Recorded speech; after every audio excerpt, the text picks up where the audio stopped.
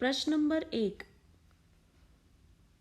बेकारी की समस्या तुलसी के जमाने में भी थी। उस बेकारी का वर्णन तुलसी के कवित्त के आधार पर कीजिए। ये जो पाठ हम यहाँ पर हमने कविता पाठ पढ़ा है, जिसमें हमने तुलसी के कवित्त पढ़े हैं, जिसमें कुछ अंशों में ये भी बताया गया है कि बेकारी की समस्या का सामना किस तरीके से किया है कि लोग जो हैं अपना पेट पालने के लिए अपने बेटा बेटी को भी बेचने को तैयार हो गए और धर्म अधर्म करने को भी तैयार हो गए, यानी गलत काम करने को भी तैयार हो गए। तो उसी से ये प्रश्न बनता है कि बेकारी की जो समस्या है, यानी बेरोजगारी की जो समस्या होती थी, वो तुलसी के ज़माने में भी थी। तो उस बेकारी का वर्णन हमें तुलसी के कवित्त के आधार पर करना है। तुलसी का जो युग है, जो उनका समय था, उसमें भी बेकारी से आक्रांत था। वो समय भी जो है बेरोजगारी से पीड़ित था। अकाल के कारण चारों ओर हाहाकार मचा था, यानी अकाल था उस वक्त पे भी, इस समस्या से भी सामना करना पड़ा था लोगों को, जिसकी वजह से चारों ओर हाहाकार मचा हुआ था। किसान को कृषि की सुविधा नहीं मिल रही थी, भिखारी को भीख नहीं मिलती थी, काम धंधे सब चौपट हो चुके थे, यानी बेकार हो चुके थे। कर्मचारी गण, जितने भी कर्मचारी जो काम करते थे, वो खाली थे। चारों ओर बेरोजगारी का वातावरण था। पेट के लिए अर्थात परिवार पोषण के लिए लोग अच्छे बुरे सभी तरीके के काम करने लगे। लाचारी, मजबूरी इतनी बढ़ गई थी कि लोग अपनी संतान तक को बेचने के लिए विवश थे। अर्थात दरिद्रता रूपी रावण ने सबको अपने वश में किया हुआ था, यानी गरीबी रूपी नेगेटिविटी ने, रावण का मतलब क्या होता है, नेगेटिविटी सेंस में लेना। तो जो गरीबी है, गरीबी की वजह से दुख समस्याएं जितनी भी हैं, दुख समस्याएं पीड़ा, ये जितनी भी चीज़ें हैं क्या होती है, नेगेटिविटी होती है लाइफ में। तो दरिद्रता की आ जाती है, और ये दरिद्रता जो है रावण रूपी होती है, जो अपने वश में लोगों को कर रखी थी। तो इस तरीके से हमने देखा कि तुलसी के युग में बेकारी की समस्या भी थी, जिससे लोग इस हद तक जो है समस्या से पीड़ित थे, वो लाचार थे इतने कि लोगों को अपने बेटा बेटी को भी बेचने को विवश होना पड़ा और अच्छे बुरे सभी तरीके के कर्म करने को मजबूर होना पड़ा अपना पेट पालने के लिए। प्रश्न नंबर 2। पेट की आग का शमन ईश्वर यानी कि राम भक्ति का मेघ ही कर सकता है। जैसे कि आप देखेंगे कि बहुत गर्मी पड़ रही है, सूरज अपना प्रकोप दे रहा है, तो अब इससे धरती को शांति कब मिलती है, शीतल कब होती है धरती, जब वर्षा के मौसम में पानी बरसता है और धरती को शीतलता मिलती है। वैसी जो पेट की आग है, पेट की आग का मतलब होता है भूख। अब भूख लगी आपको, वो भूख कैसे शांत होगी, जब आपको खाना मिलेगा।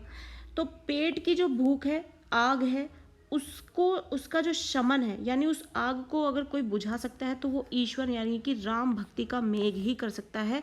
यानी राम की भक्ति करने पर ही उन राम भक्ति रूपी मेघ से ही वर्षा होगी और उससे हमारे पेट की आग जो है बुझेगी। तो तुलसी का जो ये काव्य है, क्या काव्य सत्य है, क्या इस समय का भी युग सत्य है, यानी तुलसी ने जो ये सत्य हमें बताया है अपने इस कवित्व के माध्यम से, तो क्या ये आज का भी यही युग सत्य है? तर्कसंगत उत्तर दीजिए। तुलसीदास ने कवितावली के एक पद में माना है कि पेट की जो आग है वो राम भक्ति रूपी मेघ ही बुझा सकते हैं।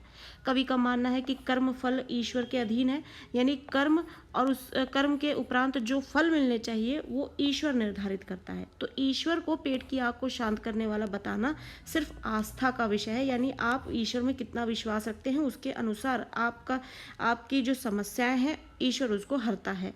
क्योंकि जो मनुष्य परिश्रम करता है वह ही आगे भी बढ़ता है। बिना कर्म के किसी फल की प्राप्ति संभव नहीं है। इसलिए कहा गया है कि ईश्वर को पेट की आग बुझाने वाला मानना ना तो तुलसी का युग सत्य था और ना ही आज का, अर्थात तुलसी का युग हो या फिर आज ये वर्तमान युग की बात की जाए, परिश्रम किए बिना मनुष्य की पेट की आग कभी भी शांत नहीं हो सकती है। इसलिए इस भूख को शांत करने के लिए परिश्रम करना जरूरी है। कहने का अर्थ है यहाँ पर जो ईश्वर की बात की जा रही कि आपके पेट की आग जो है वो ईश्वर की भक्ति में डूबने से ही होगा। तो इसका मतलब ये नहीं आप बहुत भूखे बैठे हो, ईश्वर आपके सामने थाली परोस जाएगा, बिल्कुल भी नहीं। उसके लिए आपको मेहनत करनी पड़ेगी, कमाना पड़ेगा और खाना पड़ेगा। ईश्वर की भक्ति से ही आपकी समस्या का निवारण होगा। इसका यही अर्थ है कि आपका ईश्वर में आस्था रहेगी और आप कर्म करेंगे और उस आस्था की वजह से आपको आपकी मेहनत का फल मिलेगा, जिसकी वजह से आपके पेट की भूख खत्म होगी। तो चाहे वो तुलसी का युग हो और ये चाहे वर्तमान युग की बात हो, पेट को पालने के लिए, पेट की भूख को खत्म करने के लिए या उसकी आग को खत्म करने के लिए जो है परिश्रम ही करना पड़ता है।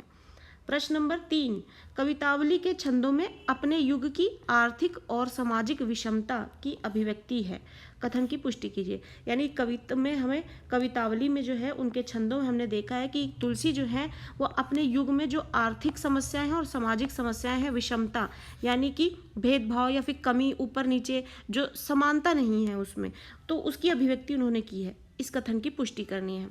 तुलसीदास जो है मानवीय संवेदना के कवि हैं, यानी कि आम आदमी के, मनुष्य के जीवन की जो संवेदनाएं हैं, जो आम आदमी महसूस करता है या आम जिंदगी जीता है, उसको वो समझ पाते हैं, उसके कवि हैं वो। उन्होंने युगीन चेतना का सुंदर समावेश काव्य में किया है। युगीन चेतना यानी उस युग की जो समझ है, उन्होंने अपने इस काव्य में उसको समावेश किया है, यानी उसको यहाँ पर दिखाया है। कवितावली में उद्धृत, यानी जो कवितावली में हमने पद पढ़े हैं उसके अंतर्गत ये स्पष्ट हो जाता है कि तुलसी को अपने युग की जो समस्याएं हैं उसकी बहुत अच्छी समझ थी। वे संत होते हुए भी जनता की पीड़ा से परिचित थे। संत कौन होते हैं?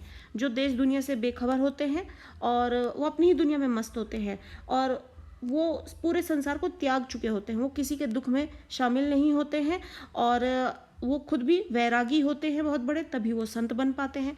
तो संत जो है वो होने के बाद भी वो जनता की पीड़ा को समझ पाते हैं, उससे परिचित हैं।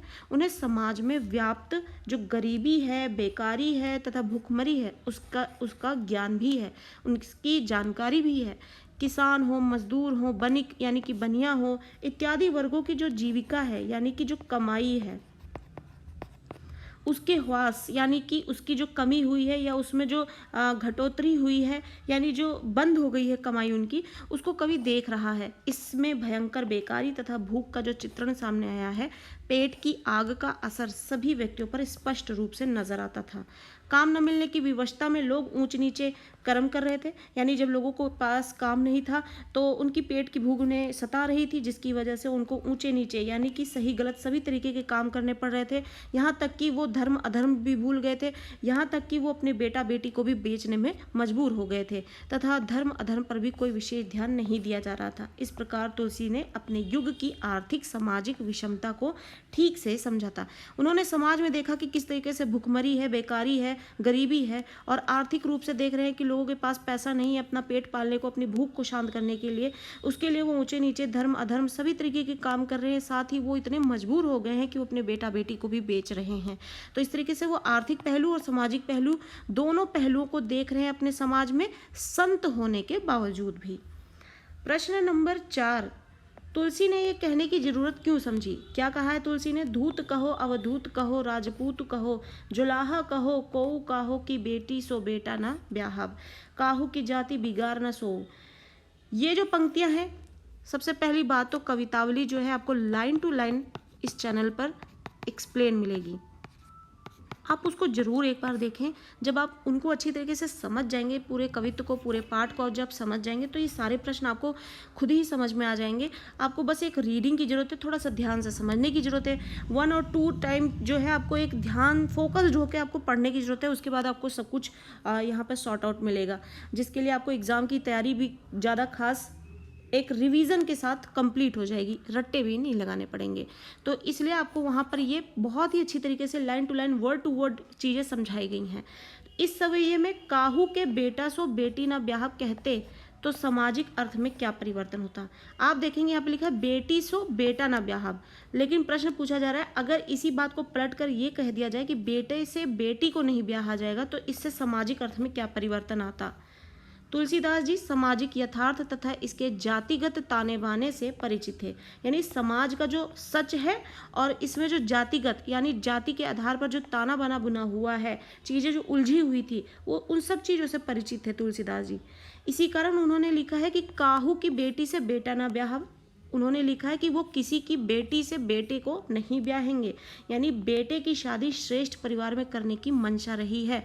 पितृ प्रधान, सभी को मालूम है भारतीय समाज कैसा है, पितृ प्रधान है।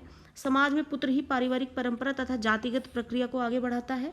बेटे की शादी जिस जाति के लड़के से होती है, यानी जो बेटी है उसकी जिस भी लड़के से शादी होती है, जिस भी जाति में, वो लड़की उसी जाति की हो जाती है। जाति प्रथा का सबसे मजबूत रूप लड़के के विवाह के रूप में सामने आता है, यानी जाति का जो जाति से जुड़ा जो सबसे बड़ा भेदभाव है वो लड़के की शादी के रूप में सबसे पहले सामने समाज में आपको देखने को मिलेगा। लड़के वाले लड़की की जाति बिरादरी पर अधिक ध्यान देते हैं। काहू के बेटा सो बेटी ना ब्याहब कहने से सामाजिक अर्थ में थोड़ा परिवर्तन आता है। कैसे? इस वाक्य से ये परिलक्षित होता है, ये समझ में आती है बात कि बेटी जो है अधिक महत्वपूर्ण है, जिसके लिए लड़के की जाति बिरादरी को ध्यान से जानने की जरूरत है। यह कथन स्त्री प्रधान समाज को प्रतिबिंबित करता है, जबकि वास्तव में तत्कालीन समय ऐसा था ही नहीं। वास्तव में इससे जाति प्रथा पर वैसा व्यंग्य संभव नहीं होता जैसा तुलसीदास करना चाह रहे थे। यहाँ पुत्र मोह तथा पितृ प्रधान समाज पर भी व्यंग्य किया गया है, जो समाज में पुरुष को अधिक महत्व देता है तथा बेटी को एक समस्या भी मान लेता है। तुलसी का जो समाज है वह ऐसी कई विसंगतियों यानी कि बुराइयों से ग्रस्त था, जहां नारी के अस्तित्व को अधिक महत्व नहीं दिया जाता। तुलसीदास का ये जो व्यंग्य है समाज की पूरी व्यवस्था पर है, यानी कि जो तुलसीदास जी हैं उन्होंने ये पूरी व्यवस्था पर व्यंग्य किया है कि बेटी की शादी के लिए बेटी की क्या जाति है उसको कोई फोकस में नहीं लाता है, बेटा क्या है उसकी जाति क्या है उससे शादी तो कर दी जाती है, फिर उसके बाद बेटी की जो जाति है वो जीरो हो जाती है, वो जिस लड़के से जुड़ रही है शादी के बाद विवाह के बाद उसकी जाति वही हो जाती है। तो यहाँ पर इसी के माध्यम से तुलसीदास जी हमारे सामने ये बात समक्ष लाते हैं कि जातिवाद का जो उदाहरण सबसे पहले पेश होता है वो समाज में विवाह के माध्यम से ही पेश होता है। प्रश्न नंबर 5, धूत कहो अवधूत कहो, ये जो पंक्तियां हमने देखी हैं इस कविता पाठ में, जहाँ पर जो कवित है वहाँ पर आपको ये पंक्तियां मिलेंगी। धूत कहो अवधूत कहो वाले छंद में ऊपर से सरल व निरीह दिखलाई पड़ने, इन पंक्तियों में जो ये जो छंद है इन पंक्तियों में ऊपर से सरल व निरीह दिखलाई देने वाले तुलसी की भीतरी असलियत एक स्वाभिमान भक्त हृदय की है। इससे आप क्या कह सकते हैं? यानी इन पंक्तियों में जो तुलसी सरल दिख रहे हैं और निरीह दिख रहे हैं वो असलियत में स्वाभिमानी भक्त हैं। तो इससे आप कहाँ तक सहमत हैं? या फिर इसी प्रश्न को इस तरीके से पूछ सकते हैं कि धूत कहो अवधूत कहो, इस पंक्ति में सवैये में तुलसीदास जी का जो स्वाभिमान है वो प्रतिबिंबित होता है, यानी वो स्वाभिमानी है, ये चीज़ सामने आती है हमारे इन पंक्तियों के माध्यम से। किस तरीके से? तुलसीदास विषादग्रस्त समाज से संघर्ष करते दृष्टिगत होते हैं। दृष्टिगत यानी दिखते हैं, विषादग्रस्त यानी कई बुराइयों से जो ग्रस्त है समाज, कई बुराइयों से ग्रस्त जो घिरा हुआ समाज है वो उसको देखते हुए उससे जूझते हुए संघर्ष करते हुए दिख रहे हैं तुलसीदास जी। वे हर प्रकार की विभाजनकारी शक्तियों से टकराते हैं। तुलसी यही अर्थ में समन्वयकारी तथा मानवतावादी रचनाकार हैं। वो मानवतावादी हैं और समन्वयकारी हैं, जहाँ पर वो समाज को एक साथ जोड़कर भाईचारे का ज्ञान देना चाह रहे हैं जिससे कि समाज जो है आगे बढ़ सके, और मानवता का पाठ पढ़ा रहे हैं, इंसानियत के जो गुण हैं लोगों को सिखाना चाह रहे हैं जहाँ समाज में इतनी बुराइयाँ फैली हुई हैं। वह धूत अवधूत राजपूत जुलाहा जैसे सामाजिक विभाजन को अनर्थकारी मानते हैं। यहाँ पर लोगों को किस तरीके से वर्ग में विभाजित कर दिया गया है, धूत अवधूत राजपूत और जुलाहा, तो इस विभाजन से सामाजिक विभाजन को वो अनर्थकारी मानते हैं, यानी जो सब कुछ बर्बाद कर सकता है। उन्होंने समाज में अपनी स्थिति देखी थी, एक ब्राह्मण होते हुए भी उन्होंने सामाजिक अपवादों से दो चार होना उनको पड़ा। सामाजिक यथार्थ यही था कि समाज का विभाजन प्रायः आर्थिक आधार पर निर्धारित हो गया है। धन तथा प्रभुत्व यानी पैसा और पावर जो है रखने वाले लोग ही जो है सामाजिक मान्यताओं के निर्माता तथा नियंत्रक हो गए थे। यानी तुलसी ने ये देखा था कि जिसके पास पैसा है और जिसके पास पावर है वही लोग इस सामाजिक मान्यताओं के निर्माता बनते हैं, यानी समाज के जो भी नियम हैं उनके वो निर्माता होते हैं और उन्हीं को कंट्रोल करने वाले वो लोग होते हैं। यानी आप जो समाज में, मान लीजिए आप समाज में एक ये नियम देखते हैं कि लड़कियों को जो है आप बाहर निकलने की इजाज़त नहीं है, और या फिर आप ये ले सकते हैं कि लड़कियां जो है स्कूल नहीं जा सकती हैं या कॉलेज नहीं जा सकती हैं। तो ये मान्यताएं कौन बना रहा है? जिनके पास मनी है, पावर है, और वो इसी तरीके की रूढ़िवादिता को सामने लाते हैं, क्योंकि उनको पावर मिल गया है, वो सामाजिक मान्यताओं के निर्माता बन रहे हैं और वही उनको कंट्रोल कर रहे हैं। तो आपकी नज़र में या हमारी नज़र में समाज को बेहतरीन तरीके से चलाने के लिए किसके पास उसका कंट्रोलिंग पॉइंट होना चाहिए, यानी कि उसको कंट्रोल करने का हक किसे देना चाहिए? जो अच्छा खासा पढ़ा लिखा हो, जिसमें समझ हो कि समाज को आगे बढ़ाने वाली चीज़ें क्या होती हैं, जो ये बोले कि लड़कियों को बाहर नहीं निकलना चाहिए। एक छोटा सा पॉइंट लिया गया है कि सिर्फ लड़कियों की बात नहीं हो रही, कुछ भी XYZ आप समाज में बहुत सारी बुराइयां हैं, जिसमें से आप एक ही हमने यहाँ पे पिक किया है। तो अगर वो इस तरीके के लोग जो है समाज को नियंत्रित कर रहे हैं, तो समाज पर कितना बुरा प्रभाव पड़ रहा है। तो इस तरीके से समाज किसके हाथ में, या फिर आपको ये उदाहरण इस तरीके से समझा दिया जाता है, अगर आप गलत हाथों में सरकार देंगे तो किस तरीके से जो है देश का बुरा हाल हो जाता है। आप न्यूज़ देखेंगे किस तरीके से श्रीलंका में जो है भुखमरी आ गई है, क्योंकि सरकार जो है ढंग से जो है अपनी नीतियों को नहीं बना रही है, ना उनको फॉलो कर रही है, ना जो है इस तरीके से क्या होता है आम जनता को उसके नुकसान भुगतने पड़ रहे हैं। तो इस तरीके से हमें सत्ता जो है उन्हीं के हाथ में देनी चाहिए जिनके पास समझ हो। ऐसे में तुलसी मांग कर खाने और मस्जिद में सोने जैसी बात कर उक्त सामाजिक व्यवस्था को दो टूक जवाब देते हैं, किंतु अंततः तुलसी जो है भक्त शिरोमणि है। वे राम के प्रति दास्य भाव स्वीकार करते हैं और तुलसी की भक्ति ही उनकी अंतः चेतना को सर्वजन हिताय बनाती है। और इस तरीके से समाज में कई बुराइयां तो देख रहे हैं, लेकिन तुलसी जो है वो भक्त शिरोमणि है, वो राम भक्त हैं, और इस तरीके से वो अपनी जो भी भक्ति है राम को समर्पित करते हैं और दास्य भाव को स्वीकार करते हुए, और राम पर अपनी तुलसी जो है अपनी भक्ति के माध्यम से अपनी राम पर जो है वो अपनी अंतः चेतना को ये स्वीकार करवा लेते हैं कि सर्वजन हिताय, हर किसी के हित में वो अपने आप को हाजिर बनाकर रखते हैं, क्योंकि वो राम भक्ति में लीन है। प्रश्न नंबर 6, तुलसी की वाणी में लोगों के प्रति उलाहने और तिरस्कार का क्या कारण रहा होगा? यानी कि जब हम समाज में तुलसी ने देखा कि समाज में इतनी बुराइयां हैं, तो वो उस बुराई को ख़त्म करना चाहते हैं और समाज को भाईचारे की ओर ले जाना चाहते हैं, जिससे कि समाज प्रगति करे और अच्छी राह पर चल के अपने जीवन को सुखमय जीवन जो है जी सके। तो तुलसी जो है उन बुराइयों को हटाने के लिए लोगों के प्रति अगर उलाहने का भाव रखते हैं, उनकी वाणी में उलाहना सुनाई देता है और तिरस्कार सुनाई देता है, तो इसका कारण क्या रहा होगा? जाहिर सी बात है कि वो इसका कारण यही रहा होगा समाज में जो फैली बुराइयां हैं, जिससे कि जातिगत बुराइयां बहुत ज़्यादा तरीके से, बहुत ज़्यादा हाई लेवल पर आप देखेंगे कि उस वक्त पे देखी जाती थी। तो जाहिर सी बात है इसका एक कॉमन कारण यही है कि समाज में जो फैली बुराइयां उसकी वजह से तुलसी की वाणी में, जो उनकी बोली में या फिर उनकी बातों में हमें लोगों के लिए उलाहना दिख रहा है और तिरस्कार दिख रहा है। तो अब देखते हैं इसका उत्तर। तुलसी अपने समय के बहुत ही लोकप्रिय कवि थे। उनकी राम भक्ति, कथा बाँचने की कुशलता, कथा बाँचने की, लोगों को कथाएं सुनाने की और लोकप्रियता के कारण बहुत से लोग जो है उनसे ईर्ष्या भी करते थे। वे तुलसी के जन्म, धर्म और कर्म को लेकर बातें भी बनाते थे। इसके अतिरिक्त तुलसी जो है संसार में किसी भी जाति पाति में विश्वास नहीं रखते थे तथा स्वयं को संसार प्रसिद्ध राम का गुलाम मानकर दिन रात उनकी भक्ति करते थे। ऐसे ही निंदकों से परेशान होकर तुलसी ने उनका तिरस्कार किया था। यानी इन सब चीज़ों से जो तुलसी हैं वो भी जूझे थे, यानी जाति पाति में विश्वास तो वो नहीं रखते थे, लेकिन देश दुनिया जो है वो इन सब चीज़ों को बहुत मानती थी और इस तरीके से वो स्वयं को संसार प्रसिद्ध राम का ही गुलाम मानते थे और दिन रात उनकी भक्ति में लीन रहते थे। और इस तरीके के निंदकों से वो परेशान होकर तुलसी ने जो है उनकी वाणी में और उनकी बातों में उन लोगों के प्रति उलाहना और तिरस्कार आपने देखा होगा, जिसकी वजह ये थी जहाँ वो जाति पाति का विरोध करते हुए नजर आते हैं, क्योंकि जात पात जो है समाज में बहुत ज़्यादा फैला हुआ था। प्रश्न नंबर 7, तुलसी की संकलित चौपाइयों के आधार पर लक्ष्मण के प्रति राम के स्नेह संबंधों पर प्रकाश डालिए। यानी जो हमने तुलसी द्वारा रचित जो चौपाइयाँ हैं उसमें लक्ष्मण के प्रति जो राम का प्रेम है, स्नेह संबंध है, उसके बारे में जो बताया गया है वो हमें बताना है। तुलसीदास की जो संकलित चौपाइयाँ हैं उसके आधार पर श्री राम लक्ष्मण से अत्यधिक स्नेह करते थे।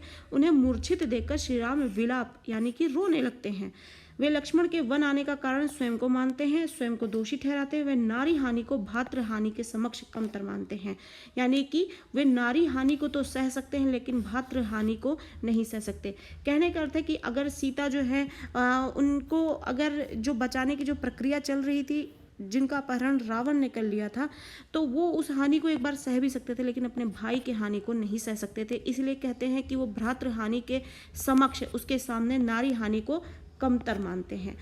लक्ष्मण को बिछुड़ते देख राम जो है आत्मग्लानि यानी गिल्ट होने लगा उन्हें कि ये सब क्यों हुआ, ना उनको वो यहाँ पर अपने साथ लाते, ना ये सब चीज़ें आज देखनी पड़ती, और उस तरीके से वो शोक से पीड़ित हो जाते हैं और वह स्वयं को शक्तिहीन महसूस करते हैं। और इस तरीके से यहाँ पर राम का अपने भाई के प्रति प्रेम दिखता है, जहाँ पर वो अपने भाई से इतना प्रेम करते हुए दिखते हैं कि वो नारी हानि को भी सहने को तैयार थे, लेकिन अपने भातृ हानि को सहने लायक अपने को वो शक्तिहीन महसूस कर रहे थे अपने भाई को इस हालत में देखकर। प्रश्न नंबर 8 व्याख्या करें। मम हित लागी तजेहु पितु माता, सहेहु विपिन हिम आतप बाता, जो जानते हूँ बन बंधु बिछोहु, पितु वचन मानते हूँ नहीं ओहू।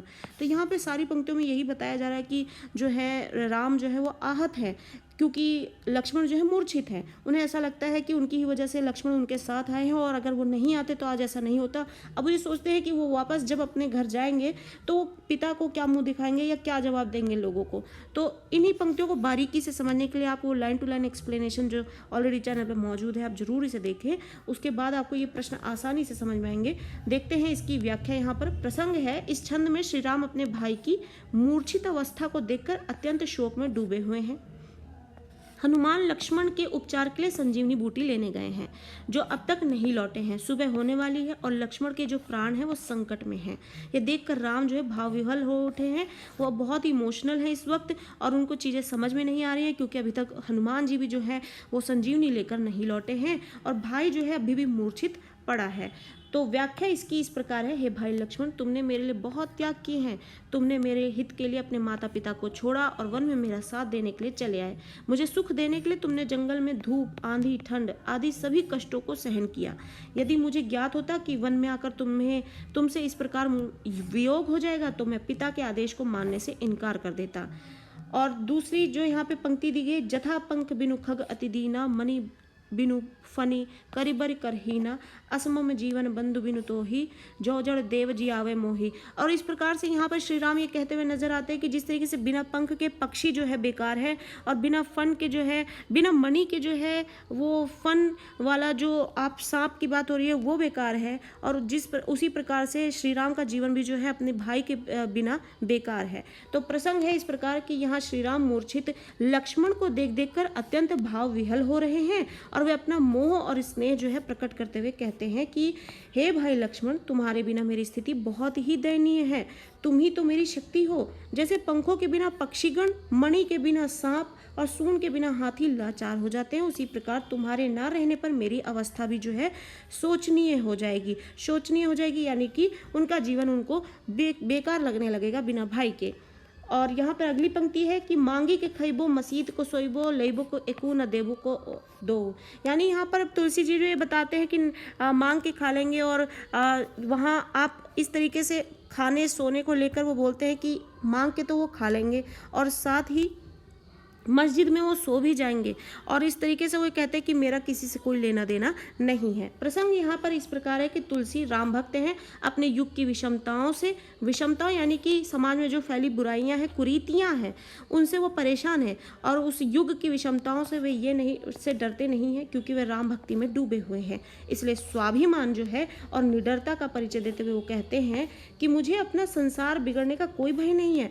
मुझे किसी से कोई धन संपत्ति या आश्रय भी नहीं चाहिए, क्योंकि मैं तो लोगों से मांगकर खाने से संतुष्ट हूँ। आगे मुझे काम धंधे की कोई फिक्र है नहीं कि मैं लोगों को खुश करता रहूं। कहने का अर्थ है कि जिस तरीके से लोग अपने काम धंधे को बनाए रखने के लिए, कमाने खाने के लिए लोगों की चापलूसी करते हैं, लोगों को खुश करते रहते हैं, मुझे उसकी कोई ज़रूरत नहीं, क्योंकि मैं मांग कर खाने में ही संतुष्ट हूँ, और मुझे किसी के धन और संपत्ति और आश्रय की जरूरत भी नहीं है। मैं तो मस्जिद में ही सोकर खुश हूँ, मेरा किसी से कोई लेना देना नहीं है, मैं तो राम के भरोसे ही निश्चिंत हूँ। अगली पंक्तियाँ हैं यहाँ पर, ऊंचे नीचे कर्म धर्म अधर्म करी, पेट ही को पचत, बेचत बेटा बेटी को। यानी लोग जो है समस्याओं से पीड़ित हैं, वो ऊंचे नीचे कर्म करने को मजबूर है, धर्म और अधर्म को भूल गए हैं, और उसके बाद वो पेट को पालने के लिए जो है अपने बेटा बेटी को भी बेचने को मजबूर हैं। प्रसंग है कि यहाँ तुलसीदास लोगों द्वारा अपने पेट पालने के लिए किए जाने वाले कार्यों का उल्लेख करते हुए कहते हैं कि पेट की भयंकर आग को बुझाने के लिए लोग ऊंचा नीचा धर्म अधर्म संबंधी कुछ भी काम करने को तैयार हो रहे हैं। यहाँ तक कि भूख मिटाने के लिए वे अपनी संतान को बेचने में भी संकोच नहीं कर रहे हैं। इस तरीके के हालात जो है तुलसी के युग में देखने को मिलते हैं। प्रश्न नंबर 9, जेहूँ अवध कवन मुँह लाई, नारी हेतु प्रिय भाई गवाई, बरु अपजस सहते हूँ जगमाही, नारी हानि विशेष क्षति नाही। अब यहाँ पर इन पंक्तियों में राम जो है वो कह रहे हैं कि मैं इस तरीके से अवध कौन सा मुँह लेकर जाऊँगा, नारी के लिए अपने प्रिय भाई को जो गंवा दिया हो, इस तरीके के अपजस को लेकर मैं कैसे जग में जीऊँगा। और नारी हानि जो है वो विशेष नहीं होती है, लेकिन भाई की हानि को सहना बहुत मुश्किल है। तो भाई के शोक में डूबे राम जो है इस प्रलाप वचन में स्त्री के प्रति कैसा सामाजिक दृष्टिकोण संभावित है। यानी कि यहाँ पर हमने छंद में देखा है कि राम ये कहते हुए नजर आते हैं कि भ्रातृ हानि के समक्ष वो स्त्री हानि को विशेष नहीं मानते, यानी वो स्त्री हानि को सह सकते हैं लेकिन भ्रातृ हानि को नहीं। तो इस हिसाब से श्री राम का जो दृष्टिकोण है नारी के प्रति या सामाजिक दृष्टिकोण है वो क्या है यहाँ पर जो दिखाया जा रहा है। भाई के शोक में डूबे राम के जो प्रलाप में स्त्री के प्रति कोई कटु वचन नहीं कहा गया है। तुलसी जी कहते हैं कि यहाँ पर भाई के शोक में डूबे होने की वजह से श्री राम जी जो है वो ऐसा कह रहे हैं और वो प्रलाप कर रहे हैं और रो रहे हैं और दुख प्रकट कर रहे हैं, शोक प्रकट कर रहे हैं, और जो कि स्त्री के प्रति कोई कटु वचन नहीं है। भाई तथा पत्नी में से भाई को ही अवश्य अधिक महत्व दिया गया है, क्योंकि यह महत्वपूर्ण है कि उस भाई को राम ने नारी से अधिक महत्व दिया। जिस भाई ने लक्ष्मण ने बड़े भाई राम के साथ वन जाने के लिए माता पिता पत्नी तथा राजमहल का त्याग कर दिया, ऐसे भाई के प्रति राम की ऐसी संवेदना उचित ही है। तुलसी का कहना है कि जिस प्रकार के व्यवहार वाले लक्ष्मण जी हैं, जिन्होंने अपने भाई के लिए अपने पूरे जीवन को त्याग दिया और व्यर्थ कर दिया, ऐसे भाई के समक्ष वो अपनी नारी हानि को तो सह सकते थे लेकिन भाई की हानि को नहीं सह सकते, और इस तरीके की संवेदना जो है उचित है। यहाँ राम ने किसी सामाजिक दृष्टिकोण से स्त्री के लिए कोई हीन वचन यानी कि गलत वचन नहीं कहे हैं, बल्कि उनके कथन को भ्रातृ शोक में डूबे व्यक्ति की स्वाभाविक प्रतिक्रिया मानना ही अधिक उचित समझा जाना चाहिए। यानी यहाँ पर श्री राम जो है उनका दृष्टिकोण नारी के प्रति बिल्कुल गलत नहीं है, बल्कि वो इस वक्त अपने भाई के लिए परेशान है, वो शोक में है, दुख में है। इस वजह से ऐसी पंक्तियाँ जो है उनके मुख से जो है स्वाभाविक प्रतिक्रिया, एक आम इंसान जो है स्वाभाविक प्रतिक्रिया जिस प्रकार देता है उसी प्रकार से यहाँ पर श्री राम जो है एक स्वाभाविक प्रतिक्रिया देते हुए दिख रहे हैं। प्रश्न नंबर 10, नारी हानि विशेष क्षति नाही कहकर तुलसी ने जो सामाजिक दृष्टिकोण प्रस्तुत किया है उस पर अपने विचार एक अनुच्छेद में व्यक्त कीजिए। यानी जब ये पंक्तियां हमने देखी हैं तुलसी द्वारा रचित, जहां पर श्री राम बोल रहे हैं कि नारी हानि विशेष क्षति नाही, यानी नारी की हानि जो है विशेष क्षति नहीं होती, यानी नुकसान नहीं होती है। तो इससे क्या अर्थ निकलते हैं, यहाँ पर जो सामाजिक दृष्टिकोण नारी के प्रति दिखाया जा रहा है वो क्या है। तो राम के द्वारा कहे गए ये शब्द कि भाई के समक्ष नारी की हानि जो है वो विशेष महत्व नहीं रखती, ये भाव या कथन उस समय की नारी की हीन अवस्था को दर्शाता है। यानी उस समय समाज में नारी की जो हीन अवस्था थी वो दिखा रहा है कि लोग किस तरीके से नारी की क्षति को विशेष नहीं मानते हैं। जब नारी मायका छोड़कर सदा के लिए ससुराल आती है, परंतु वहाँ उसे सदैव दूसरे दर्जे का ही समझा जाता है। भाई का संबंध रक्ति है, यानी खून का रिश्ता होता है, इसलिए उसको ज़्यादा बड़ा दर्जा मिलता है। भाई का संबंध जो है रक्तीय होने के कारण उसे नारी से अधिक महत्वपूर्ण समझा जाता है। पत्नी के लिए राम का दृष्टिकोण पूर्णतः गलत है। तो इस तरीके से यहाँ पर जो सामाजिक दृष्टिकोण है वो दिखाया गया है नारी के प्रति कि समाज में उसकी क्या स्थिति है, जहाँ पर लोग जो है उसको दूसरा दर्जा ही देते हैं नारी को भाई के ऊपर, क्योंकि वो खून का संबंध है और इसलिए उसको ज़्यादा तरजीह दी जाती है। प्रश्न नंबर 11, लक्ष्मण मूर्छा और राम का विलाप काव्यांश में लक्ष्मण के प्रति जो राम के प्रेम के कौन कौन से पहलू अभिव्यक्त हुए हैं। यानी कि हमें यहाँ पर ये लक्ष्मण मूर्छा और राम का विलाप जो ये कविता पाठ हमने पढ़ा है यहाँ पर, जो कि तुलसीदास द्वारा रचित है, यहाँ पर हमने लक्ष्मण के प्रति जो राम का प्रेम देखा है वो कौन कौन से पहलुओं से हमें अभिव्यक्त होता हुआ दिखाया गया है। तो लक्ष्मण मूर्छा और राम का विलाप कविता में लक्ष्मण के प्रति श्री राम के प्रेम की हृदय स्पर्शी अभिव्यक्त हुई है, यानी कि दिल को छू लेने वाले ऐसे वाक्यांश हमारे सामने आए हैं जहाँ पर ये पता लगता है कि श्री राम और लक्ष्मण दोनों भाई आपस में एक दूसरे से कितना प्रेम करते हैं। यहाँ श्री राम का मानवीय रूप दृष्टिगत होता है, यानी श्री राम तो भगवान है, लेकिन यहाँ पर उनका हम मानवीय रूप देखते हैं। वे साधारण मानव की तरह ही दुखी भी होते हैं और कहते हैं कि यदि उन्हें ज्ञात होता, यानी उन्हें ये मालूम होता कि वन में भाई का बिछोह, यानी वो उनसे बिछड़ना पड़ेगा, तो वे पिता को दिए गए वचन का भी पालन नहीं करते। वे कहते हैं कि संसार में पुत्र, स्त्री आदि को एकाधिक, यानी एक बार दोबारा भी मिल जाते हैं, परंतु जो सगा भाई वो पुनः नहीं मिलता है।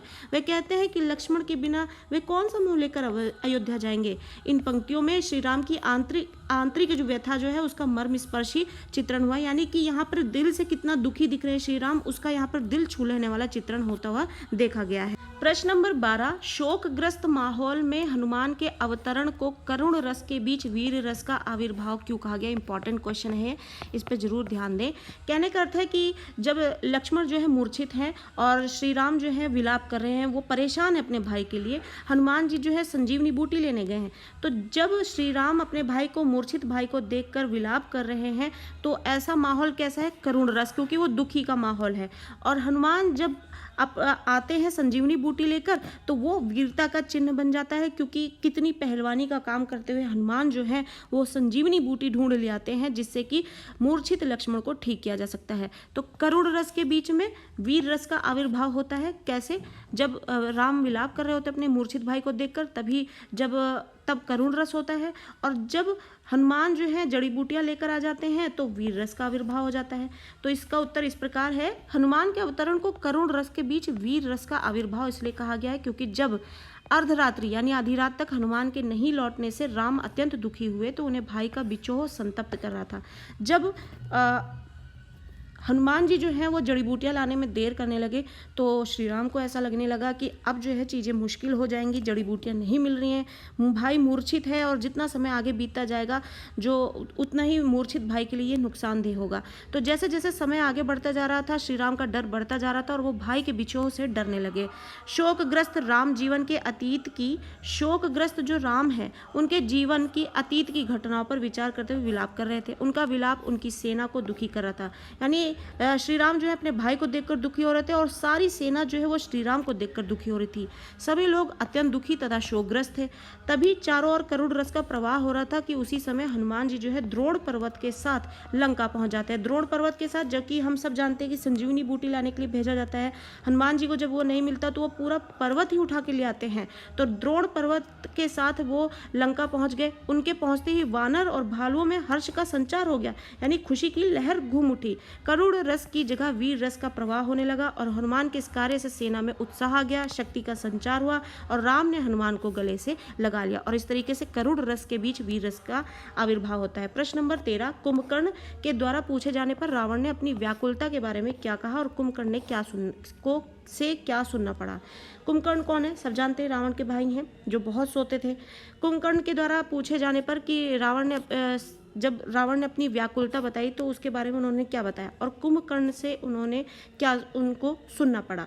कुंभकर्ण द्वारा जब पूछे जाने पर कि रावण अपनी व्याकुलता बताते हुए कहते हैं कि हनुमान ने साक्षात काल का देह धारण किए उसे लंका में हाहाकार मचा दिया है, यानी वो क्यों व्याकुल थे उसके बारे में उन्होंने ये बताया कि हनुमान तो जैसे काल बन गया हो और काल बनकर उसने अपनी पूंछ में जो आग लगाकर जिस तरीके से पूरी लंका को जलाने की कोशिश की है, उससे पूरी लंका में हाहाकार मच जाता है। असुरों का जो निर्मम संहार किया गया, यानी बहुत बुरी तरीके से जो उनको संहार किया गया, उनको मृत्यु के घाट उतारा गया है, जो हनुमान जी के द्वारा किया गया है, बजरंग बली द्वारा जो किया गया है, असुर यानी कि राक्षसों का संहार किया गया है, तथा अभी भी हनुमान किसी प्रकार से पराजित होता हुआ नहीं दिख रहे हैं, नहीं प्रतीत हो रहे हैं। इस बात पर कुंभकर्ण ने रावण से कहा, भ्राता आपने सीता हरण किया है, इसी कारण हनुमान सारे असुरों का संहार कर रहा है और वे इसी प्रकार संपूर्ण असुर जाति का विनाश कर देगा। और जब रावण ने अपनी व्याकुलता बताई कि वो व्याकुल क्यों है, तो उन्होंने बताया कि हनुमान किस प्रकार से पूरी लंका लंका को जलाकर बर्बाद कर रहा है, सारी जो असुर जाति है उसका निर्मम संहार कर रहा है। तो इस पे कुंभकर्ण ने कहा कि रावण से कहा उन्होंने अपने भाई से कि हे भ्राता, तुमने सीता का हरण किया है और इस हरण पर हनुमान पूरी असुर जाति का संहार कर डालेगा और इस प्रकार संपूर्ण असुर जाति जो है उसका विनाश हो जाएगा। और इस तरीके से कुंभकर्ण जो है उनकी व्याकुलता का जवाब इस प्रकार से देते हैं। और इस तरीके से यहाँ पर हमने देखा कि हम यहाँ पर जो है लक्ष्मण मूर्छा और राम का विलाप पाठ से संबंधित बहुत सारे प्रश्न किए जो आपके टर्म टू एग्जामिनेशंस के लिए बहुत हेल्पफुल होने वाले हैं। और इसी तरीके से और भी वीडियोस आपको मिलती रहेंगी। चैनल के साथ बने रहे। वीडियो अच्छी लग रही है तो इसे जरूर लाइक करें, ज़्यादा से ज़्यादा इसे अपने दोस्तों के साथ शेयर